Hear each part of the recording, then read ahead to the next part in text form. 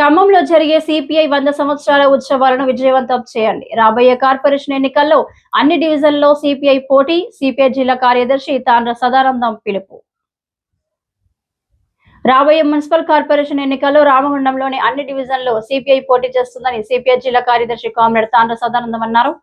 ఆదివారం స్థానిక భాస్కరరావు భవన్ లో జరిగిన సిపిఐ రామగుండం నగర కార్యవర్గ సమావేశానికి ఆయన ముఖ్య అతిథిగా హాజరై మాట్లాడుతూ రామగుండం కార్పొరేషన్ పరిధిలోని డివిజన్లలో ఉన్న సమస్యలను తీసుకుని ఆయా డివిజన్లలోని ప్రజలను కలుపుకొని పోరాటాలు నిర్వహించాలని, తద్వారా రాబోయే కార్పొరేషన్ ఎన్నికల్లో ప్రజల ఆదరణ లభిస్తుందని అన్నారు.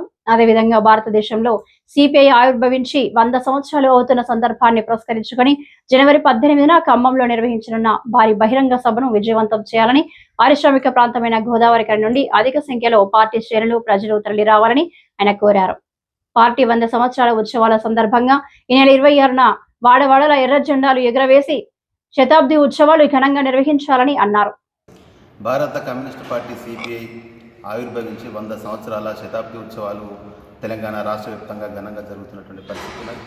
అందులో భాగంగానే మొత్తం ఈ రాష్ట్ర వ్యాప్తంగా అన్ని జిల్లాల్లో, మండలాల్లో అంటే గ్రామీణ స్థాయి నుంచి మొదలుకుంటే భారత కమ్యూనిస్ట్ పార్టీ ఆవిర్భవించి కార్మికుల కోసం, ప్రజల కోసం అనునిత్యం పోరాటం చేసి ఉద్యమాలు చేసినటువంటి ఒక గొప్ప చరిత్ర ఇవాళ భారత కమ్యూనిస్ట్ పార్టీకి ఉంది.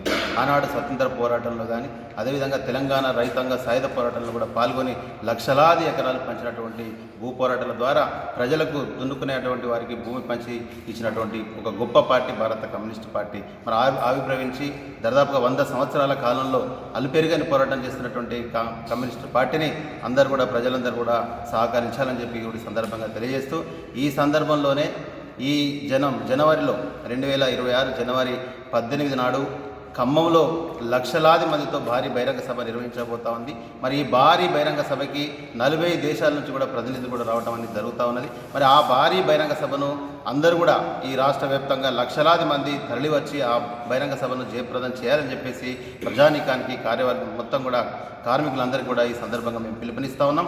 మరి కమ్యూనిస్ట్ పార్టీని ఇక్కడ మెంబర్షిప్ కూడా జరుగుతూ ఉన్నది. 2025 మెంబర్షిప్ దాదాపుగా 3000గా ఈ జిల్లా వ్యాప్తంగా కూడా జరిగింది. 2026కి సంబంధించి కూడా మెంబర్షిప్ కార్యక్రమాన్ని ఇంకా పెంచుకోవాల్సిన అవసరం ఉంది. ప్రజల సమస్యల్ని ఎప్పటికప్పుడు నిత్యం వాళ్ళ సమస్యల మీద పోరాటాలు, ఉద్యమాలు చేయడం తప్ప ప్రజల్లో ఒక కమ్యూనిస్ట్ పార్టీని వల్ల బలంగా ఉంది. ఏదైతే ప్రజలు ఎదుర్కొంటున్నటువంటి, కార్మికులు ఎదుర్కొంటున్నటువంటి సమస్యల్ని అధ్యయనం చేసి భవిష్యత్తులో మరింత బలోపేతంగా ఈ జిల్లాలో కమ్యూనిస్ట్ పార్టీని తీసుకురావడానికి మేము కూడా ప్రయత్నం చేస్తూ ఉన్నాం. మరి అదే దిశగా ఇవాళ కొత్త చట్టాలు ఇవాళ కేంద్ర ప్రభుత్వం తీసుకొస్తున్నటువంటి పరిస్థితి మనం చూస్తూ ఉన్నాం.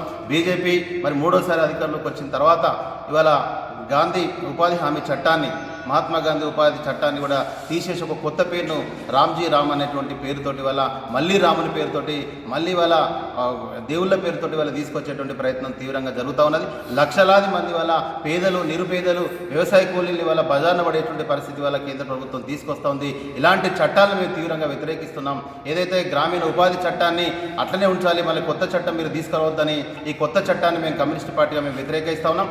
ఎందుకంటే వాళ్ళ రాముడు లేకుండా ఇవాళ బీజేపీ అధికారంలోకి వచ్చేటువంటి పరిస్థితి లేదు. ఇవాళ హిందూ పేరుతోటి ఇవాళ హిందువులను మొత్తం ఐక్యం చేసి భారతదేశాన్ని హిందూ దేశంగా చేయడానికి ఇవాళ బీజేపీ తీవ్రమైనటువంటి ప్రయత్నం చేస్తోంది. దీన్ని మేము తీవ్రంగా ఖండిస్తూ ఉన్నాం. ఎందుకంటే ఉపాధి పేదలను ఇవాళ వాళ్ళకి పనికి దూరం చేసేటువంటి పద్ధతుల్లో ఇవాళ ఈ కొత్త చట్టం రామ్ అనేటువంటి పేరు తీసుకురావడానికి ప్రయత్నం చేస్తున్నారు. అందులో కూడా మళ్ళీ రాముని పేరుని తీసుకొచ్చారు. ఇంకొక రకంగా చాలా వాదనలు కూడా జరుగుతూ ఉన్నాయి.